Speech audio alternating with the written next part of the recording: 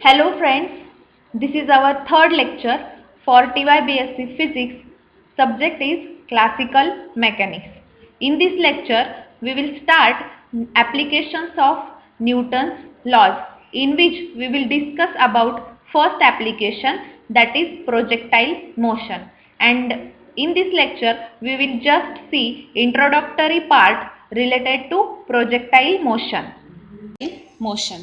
So let's start first application, that is projectile motion. Before going towards projectile motion, it is necessary you to know about the straight line motion. So we will see few examples which are related to the straight line motion. The first example is object which is moving vertically downward. Here we are having animation. In this animation, see, ball is falling towards the ground, that is downward, or ball is moving vertically downward. This is also the same example, ball is moving vertically downward. Okay, so this is one of the straight line motion. Let's see another example, that is object is moving horizontally forward. In this car is moving on the road in a horizontal direction, which is forward in direction. Okay, car is moving horizontally forward. There can be another examples also, that is horizontally backward, or in previous we have seen object moving vertically downward, it can be moved vertically upward. So these are few examples related to straight line motion. So you got idea that for a straight line motion, object can move vertical or horizontal in forward or backward direction, or in upward or downward direction. So let's move towards the projectile motion. What is projectile motion?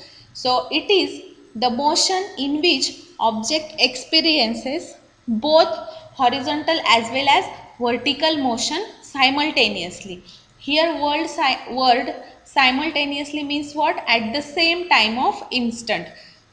Means at the same time object will move vertical as well as horizontal. In previous example, we see that object is either moving vertically or horizontally, but in projectile motion, object will experience the motion along horizontal as well as vertical direction.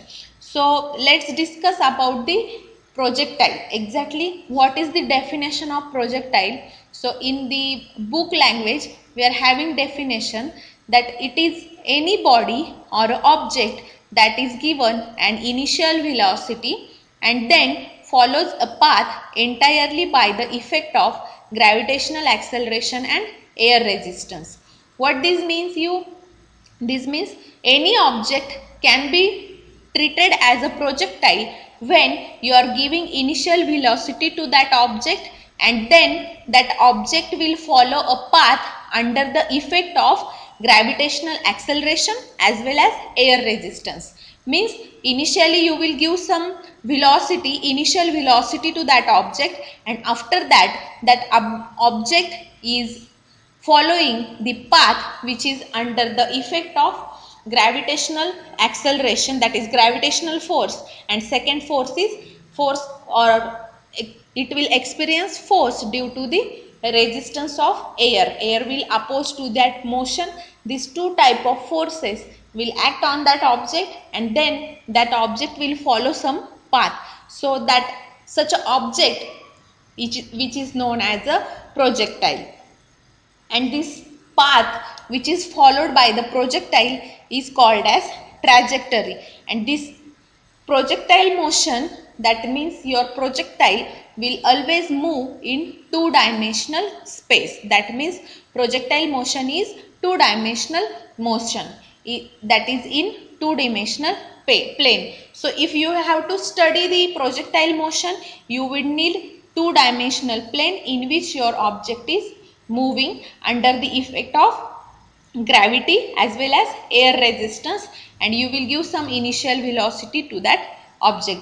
There are few examples related to projectile motion, that is a batted cricket ball or a shell which is fired by a gun which placed obliquely, or a thrown football, a package dropped from the airplane. So all these examples, in these examples, the path followed by object will be the parabolic path, and that object is called as a projectile, and that motion of that projectile is projectile motion. So we are having some animations, we will go through that animation. First is a metal ball which is fired by cannon.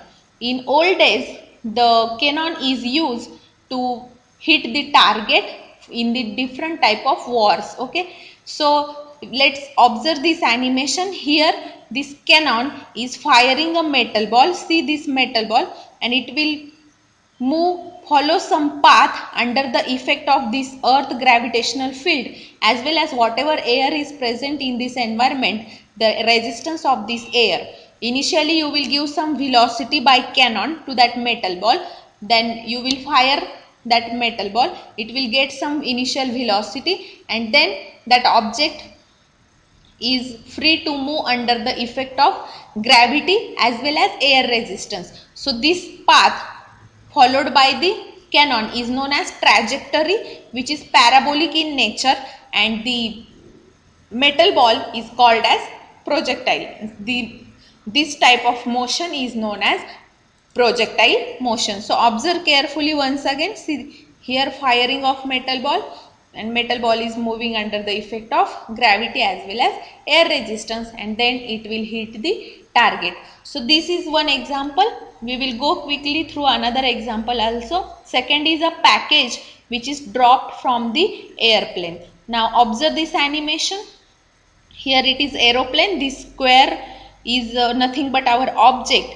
Now they have released the object, and object is given some initial velocity, so it is following some path under effect of this acceleration due to gravity and air resistance. So this path is known as a projectile motion. Okay, and there is another view. If pilot is observing that object, see object looks like it is moving in a straight line, so it is due to another, there is some physics behind this.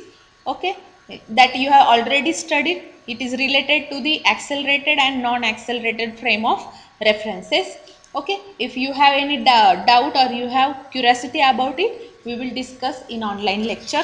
So just observe this object will follow a path under the gravity as well as air resistance, and this path is nothing but trajectory. It is parabolic in nature. We will derive equation of path also. We will get parabolic equation. Okay, so let's see another example. A kick football motion. Just observe, the player is kicking the football and it is moving in a parabolic form. So this football will act as a projectile, and motion of this football is nothing but the projectile motion. Okay, then there is also one more example, a basketball which is thrown. So see, player is throwing a basketball, he is giving some initial velocity to that ball, and it will follow a path under gravity as well as the air resistance, which is parabolic in nature. So now there are various ways in which you can give initial velocity to your object. You can make some angle with horizontal. Here the word is obliquely. Here we are considering that our body is projected obliquely with horizontal, means we are having horizontal plane. Okay, ground or whatever our horizontal plane, this horizontal plane, to this horizontal plane we will make some angle and we will give initial velocity to our projectile, that is body projected obliquely with horizontal. So let's consider the initial velocity of our projectile is u in the air resistive medium. Okay, so initial velocity that we are going to give is u, and it is free to move under the effect of gravity as well as air resistance. Now we are going to derive the derivation of equation of trajectory. For this, there are few assumptions. This derivation is based on three assumptions. Let's see what are those assumptions. Now you know what is assumption. In reality, that situation is not actually there. It doesn't work, but we are assuming that it's like reality. Okay, so see here, our first assumption, we are assuming that the acceleration due to gravity always acts in downward direction, you know that. So acceleration due to gravity is constant throughout the motion. This is our first example. Acceleration due to gravity is constant throughout the motion. Then our second assumption is the effect of rotational motion of earth is negligibly small. That means we are considering that due to effect of rotational motion of earth, there is no effect on the motion of our projectile. That is our second assumption. And third assumption is the force of air resistance is directly proportional to velocity of the object. This assumption is also very important. We are going to use this assumption during the derivation of the equation of path for a projectile that we are going to discuss in next lecture.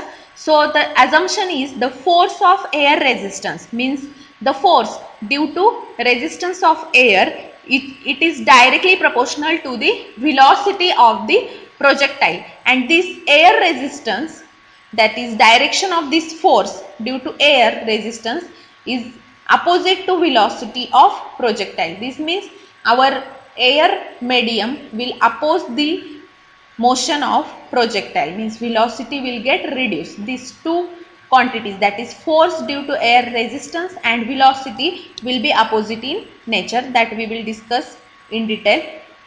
Now you know, since we have discussed that projectile motion is two dimensional, we will need a coordinate axis and as well as two dimensional plane. So here we are considering Cartesian coordinate system, in which we are considering xy coordinate plane, that is plane made by x as a horizontal axis and y as a vertical axis, plane which is formed by x and y axis, that we are going to consider for our derivation.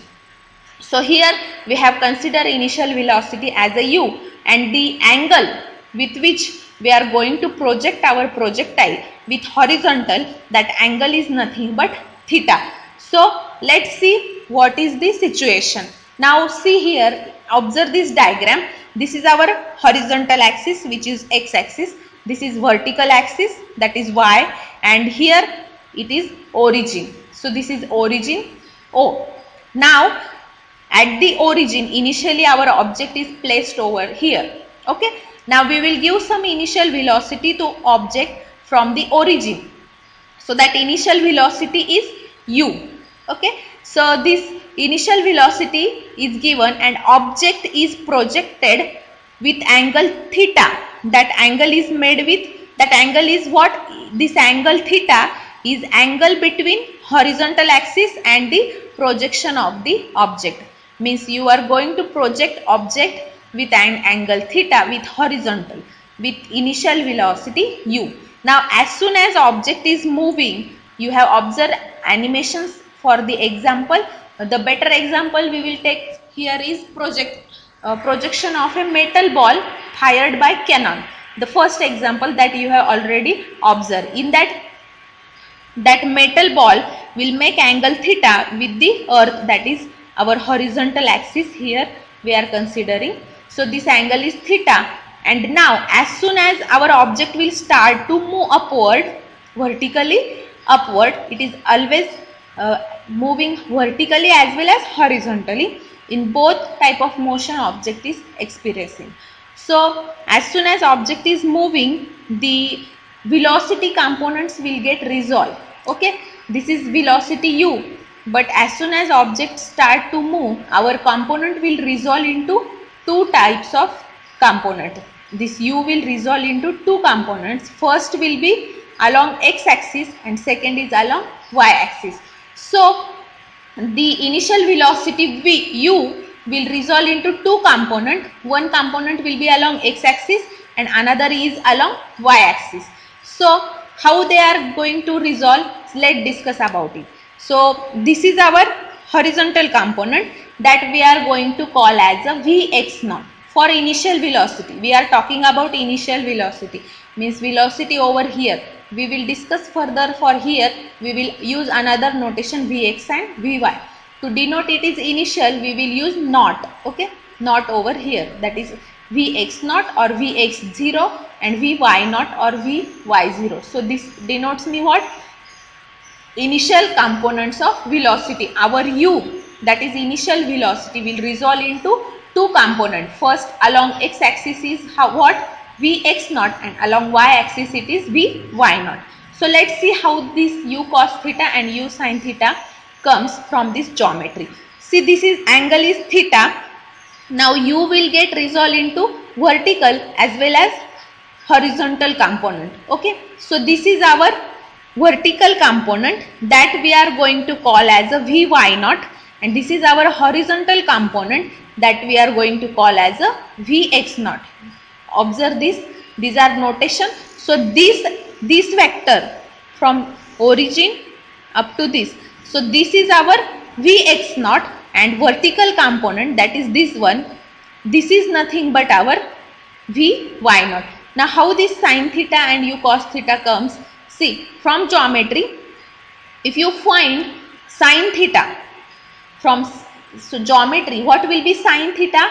Sin theta is nothing but opposite side upon hypotenuse. Okay, so consider this angle, and for this angle, okay, this theta, for this theta, what is our opposite side? This is our opposite side. Okay, so opposite side is what? Vy0. This we are taking as a Vy0 and this we are taking as a Vx0. So sin theta equals to Vy0 upon what is hypotenuse here now in this triangle? Hypotenuse is u. So sin theta will be Vy0 upon u. Right? Now from this, if you calculate Vy0 by rearranging the terms, you will get Vy0 equals to u sin theta. Similarly, for this, let's consider this horizontal x-axis. So horizontal component is Vx0. So if you find cos theta, what is cos theta now? Cos theta is nothing but adjacent side upon hypotenuse. Now what is our adjacent side for this theta? Adjacent side is this. That is what horizontal component. So what is horizontal component? Vx0, means cos theta will be Vx0, that is adjacent side upon what is hypotenuse? U is our hypotenuse, means cos theta will be equal to Vx0 upon U. Okay, cos theta will be equal to Vx0 upon U. From this, if you calculate Vx0, you will get U cos theta. So these are two components and we have discussed how these components comes to be.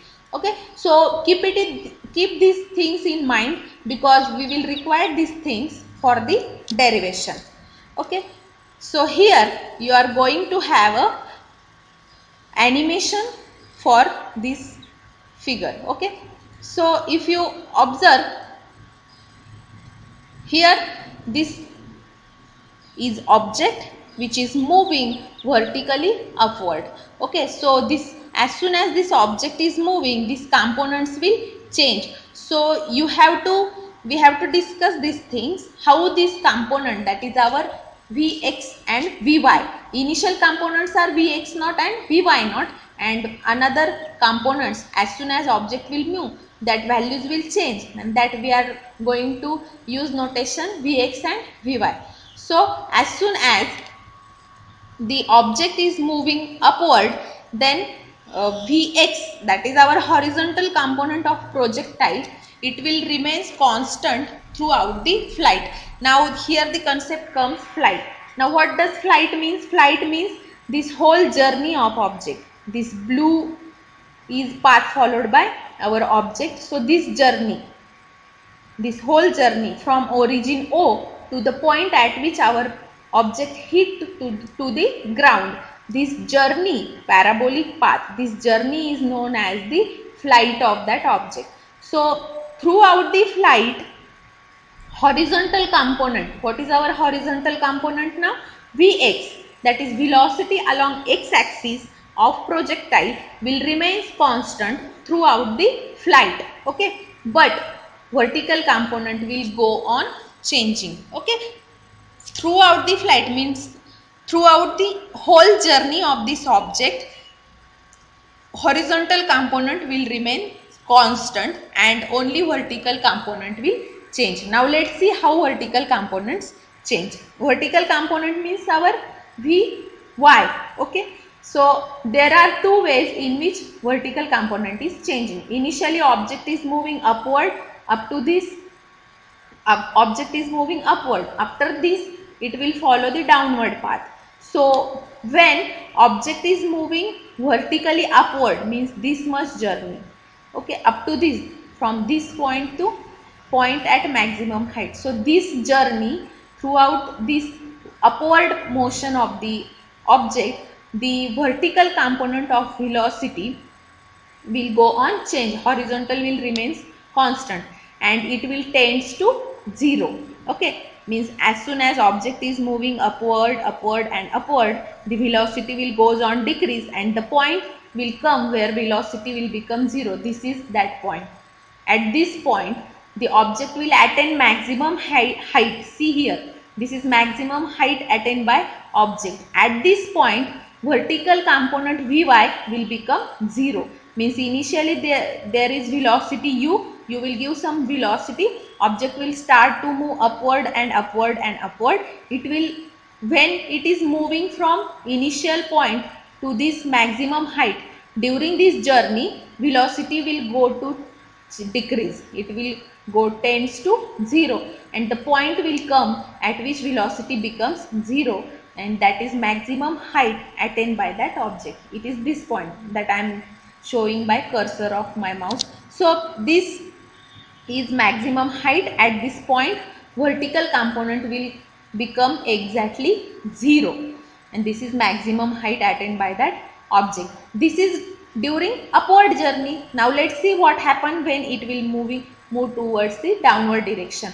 And during whole journey Vy, that is horizontal component of velocity, is constant, it will never change. So here this is upward journey. Now from this point it will follow downward journey. So during the downward journey of our object, again Vx will remain constant but our Vy will tends to initial velocity, okay. Means initial velocity is u. So during downward journey Vy will tends to u and it will have negative sign, okay. What this negative sign indicates? Negative sign indicates object is moving downward, okay. Since object is moving downward, there will be a negative sign to our vertical component, that is Vy. Means during upward journey of vertical component of velocity, that is Vy, will goes on decreasing and decreasing. A point will come, it will become 0, that is maximum height, and after that it will start to become negative and tending towards the initial velocity, okay, and it will have negative sign. Observe the diagram, see how vertical and horizontal components are varying. Observe this carefully, we have already discussed about it in detail.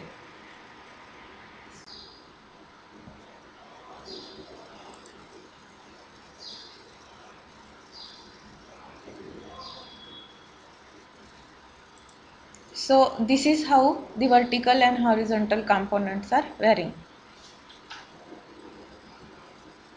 So this is all about the how the vertical and horizontal component is changing. Now see in this figure we are giving, just ignore this notation, we are using another notation, that is Vx and Vy. Here it is Ux and Uy.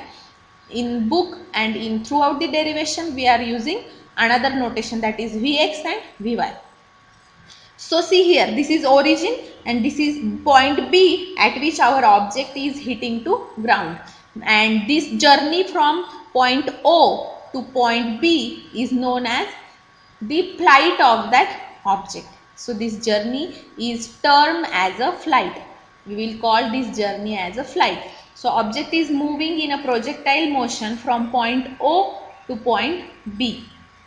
Now here, as soon as it is moving upward, our Vy will tends to 0. At this point A, that is maximum height attained by object, Vy will become 0, and as soon as it is moving downward, Vy is becoming negative and it will tends to initial velocity. So there are two concepts related to projectile. First is range of projectile. So we will discuss about the range of projectile. So range of projectile is nothing but the maximum distance covered by projectile along the horizontal direction. Means whatever distance our projectile is covering, that distance covered by projectile around the horizontal direction is nothing but the range of projectile. It is not very clear, so let's see what is that, how that distance is calculated. So it is a distance between point of projection. It is distance between 2 points. First is point of projection, that is O. O is here point of projection, and the point at which projectile hits the horizontal axis. Okay, after following a path. This means what? The distance between point O and point B, because our point O is what? Point of projection, and point B is nothing but the point at which our object is going to hit the horizontal axis after following this path OAB. Okay, so the distance between point O and point B is termed as a range and denoted by capital R. So this is nothing but the range of that projectile. Okay, definition of range of projectile. Now the next concept is time of flight. So what is time of flight? It is the time taken by projectile from the point of projection to point at which it hits the ground. This means the time required for a projectile to cover this distance between O and B, because what does definition tells us? It tells us that it is time taken by projectile from point of projection, that is point O, and to the point at which it hits the ground, that is point B. Means the time required to cover this distance from O to B, that is time taken by projectile to cover its range, that is R, is nothing but time of flight. So this is all about the third lecture. In next lecture we will discuss the derivation of equation of motion, then range of light, time of flight, then we will calculate height of flight. So all these concepts that we are going to discuss in next lecture. Thank you.